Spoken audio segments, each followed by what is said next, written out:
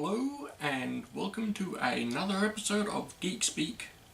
I want to apologise straight off for not doing a video the last 2 weeks. The reason behind that was simply because it was a public holiday here in Australia, and in fact both weeks it was a public holiday, first with Anzac Day, which is our version of the American Memorial Day, and most recently it was Labour Day, which was our version of May Day. Now, that being said, I will be back to doing regular videos, and hopefully I will be starting to upload some more, not just news shows, but some vlog shows and the occasional gameplay content, as well as starting to stream semi-regularly on Twitch for anybody who is interested in coming and seeing me play games. Now we'll jump straight into the news from here, and if you're anything like me, and honestly a lot of my friends who are big into the hobby gaming community, then you would have at least heard of the tabletop wargaming giant Warhammer, which is obviously owned and run by the company Games Workshop. And if you've heard of Warhammer, you've most likely heard of its elder brother-ish, the also massive Warhammer 40,000, or 40k as it is often known. And this week, gamers like myself would have been, a little surprised to find that Sega, who bought the license to the Dawn of War series after THQ's bankruptcy, have not only been continuing support for the existing Dawn of War games, adding a couple of new characters to The Last Stand and making The Last Stand a standalone playable section of the game, as originally it was added as a multiplayer option in Dawn of War 2. But this week we've also seen them release an announcement trailer, which is a couple of minutes long, and I'll try and put some of the more family-friendly footage up in a window, probably over here somewhere. But it is basically showing a cinematic that could be an intro to the game, it could be something else entirely, but it's announcing the upcoming Dawn of War 3 game. And while we don't have a timeline for when it will be released, the fact that they have announced it and that they've put out this trailer for it is massive news for any Dawn of War fans like myself, and is something that I will be keeping a close eye on, and I will update whenever I hear anything about it.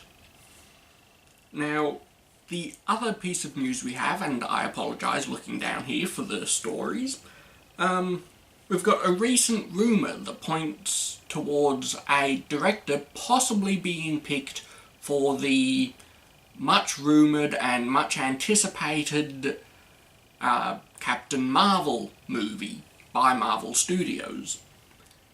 The director that a latest rumour has touted is Miss Emily Carmichael, who has done a lot of indie films and is notable in the geek community for writing and directing the Penny Arcade animated series. Now, again, if you're anything like me, you would recognise Penny Arcade as a massive webcomic, a massive website, and also the hosts of numerous expos, conventions, most notably PAX Prime, PAX East, and for those of us in Australia we have PAX Oz, which is happening sometime later this year. I'm not entirely sure on that, but I'll let you know probably a month or two beforehand, so that you have time to grab tickets or whatever if you want to go and you don't already know about it. Now, one of the other people that have been tied to this rumour is Emily Blunt, partly just for herself, partly for, well, being a possibility to play the title character. Now, the last bit of instant news, or last bit of news I want to talk about, is that we've got a first look for the Power Rangers costumes, which I'll try to put like a past and previous picture here, but I have to say the good thing about the costume is that it looks more realistic than the old basically lycra jumpsuits and motorbike helmets that the TV series had from when I was a kid, and even a lot better than some of the more modern TV costumes, including the full-blown samurai costumes from Power Rangers Samurai. But on the negative side, it kind of looks like they're trying to rip off Iron Man, very much a rip-off of Ultron with the triangular chest holes. But it really looks like they're kind of going for a Iron Man Halo power armor kind of look, which makes a lot more sense in the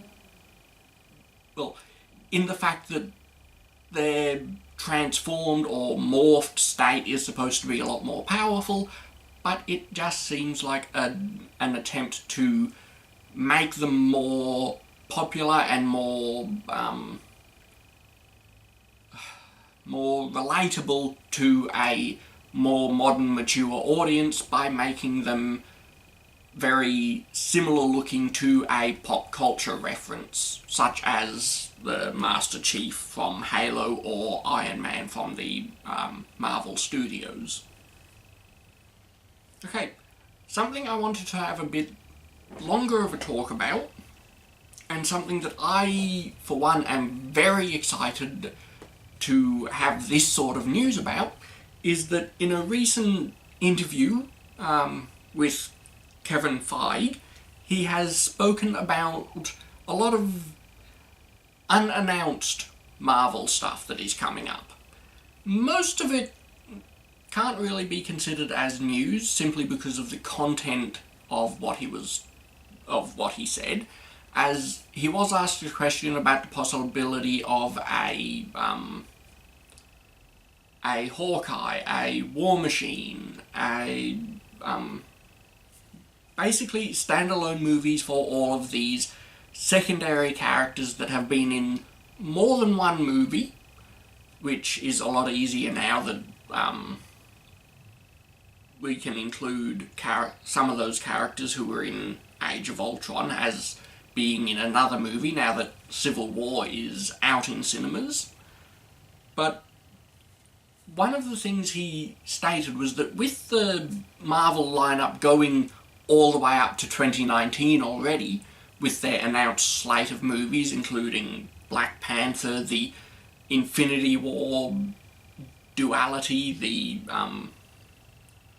Spider-Man movie, all that, he has stated that the first thing they're concentrating on is them, but that they are also starting to put forward ideas for possible movies after that period, as this is a now a 3.5 year period that they've got movies slated for. And one of those movies that they are already apparently quite emotionally and creatively invested in, which is a massive thing that a lot of people have been asking for, is the Black Widow movie. Now, I say a lot of people have been asking for this because, quite frankly, they have, and she is one of the few female heroes that has been in the Marvel well, she is the only female hero that has been in the Marvel Cinematic Universe from Phase 1. I mean, she was in the second Iron Man movie, which was part of the Phase 1 rollout of movies. And she's been in pretty much every Marvel movie except Iron Man 3 since that point. I mean, she made an appearance in, obviously, Avengers. She was in Captain America, the Winter Soldier.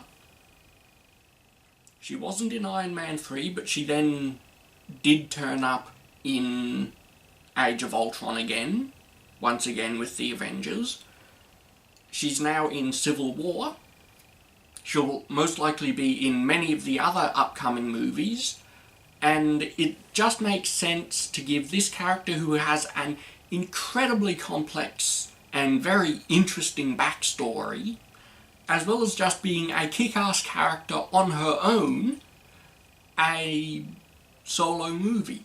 I mean, obviously, being part of the MCU, it will probably have guest appearances by other characters, but even if they chose to go right back and do an origin story, the way they could do it, literally just have it be the whole thing a flashback with Scarlett Johansson's Black Widow explaining to people how she became what she is, or it could just be that they go into it because an element from her past as a KGB operative and a Russian spy turned S.H.I.E.L.D. agent turned Avenger has come back and she needs to deal with it there on her own, and she gets the occasional backup from the other Avengers.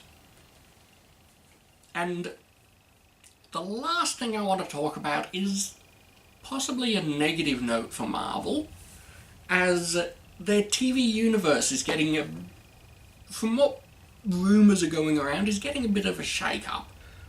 There's a lot of talk that Agent Carter will not be getting picked up for a third season. Agents of S.H.I.E.L.D. is still going strong, and none of this is affecting the Marvel Netflix deal, which the 3 series that they've got at the moment, the 2 seasons of Daredevil, the season of Jessica Jones, and the upcoming Punisher, Luke Cage, Iron Fist, and the Defenders, possibly, are still all fine, all going ahead as far as we know, but Agent Carter's looking to get cancelled, like it won't be renewed for a third season. And now we've also got rumours that it's possible that the spin-off series for Agents of S.H.I.E.L.D., Marvel's Most Wanted, may be on very shaky ground. The network that Agents of S.H.I.E.L.D. and Agent Carter has been on is possibly looking at budget restrictions for its yearly slate, and it may not, quite simply, may not have the budget to do a second Marvel series with as high a production value as Agents of S.H.I.E.L.D. has had. I mean, Agent Carter was okay because it didn't show a lot of the supernatural, superhuman, super tech stuff that Agents of S.H.I.E.L.D. has, mostly due to its late 40s, early 50s setting, but it also wasn't getting the hype and the massive popularity that Agents of S.H.I.E.L.D. was getting, because it was following a single woman and basically Mr. Stark's butler. And it, as good a series as it was, and I absolutely love it, it was very slow, because they couldn't do a lot of the development that they would have normally had it not been for the MCU and Agents of S.H.I.E.L.D. already explaining that the existence of superhumans was a relatively new occurrence within the last couple of decades, outside of course of Captain America, Red Skull, and the handful of Nazi and Hydra experiments from the 40s. Some of which have been seen in Agent Carter. But there wasn't really much that they could do to keep that super interesting plotline going because just of the nature of Agent Carter and the time period in the Marvel universe. Which is unfortunate because it is a great series, but we've already got confirmation that Hayley Atwell will have another series that she is most likely locked in on. Unfortunately, it is not Marvel. It's also not comic related, but more of a crime procedural. So if you're a fan of Hayley Atwell, I'd keep an eye out for that. I believe it is called Conviction. And now to wrap up this episode, final recommendation, and this one almost goes without saying, it's Marvel Captain America Civil War. I mean, it's been out in cinemas for it came out Thursday, I believe. It's been out for a while now. It's phenomenally good. I personally haven't had a chance to see it. I'm hoping to get in to see it tomorrow night or sometime tomorrow afternoon at time of recording. And obviously, since I'll be uploading this ASAP at time of upload as well. So, I can't give my own opinion on it, but from everything I've heard, everything I've read, everything I've seen, it is smashing the next closest superhero movie, which was Batman v Superman. It is blowing away records. It's a brilliant movie. It's definitely earned its place in the MCU just by the value of how well it's been doing and how well received it is. And I look forward to seeing it. I recommend that if you haven't seen it, and maybe even if you have already seen it, that you should go out and see it again, or go out and see it for the first time, I suppose, as from everything I've heard, it is well worth it, and it should be a massive stepping stone, not only for the introduction of Black Panther and Spider-Man, but also for not really sort of mirroring a comic book storyline with the Superhuman or Vigilante Registration Act and the conflict that arose through that in the comic books, which is something that I'm looking forward to seeing hopefully tomorrow. So, that's all we've got for you today. Hopefully I've been able to get those graphics up. If you would like to have a chat with us about anything, feel free to leave a comment down below. I'll also have links to all of our social media and contact email and everything in the description below. And once again, I hope you like the show. Give us a thumbs up if you can. Help us get a bit more notice. Share us with your friends. And have a good week, and hopefully I will see you much earlier next week.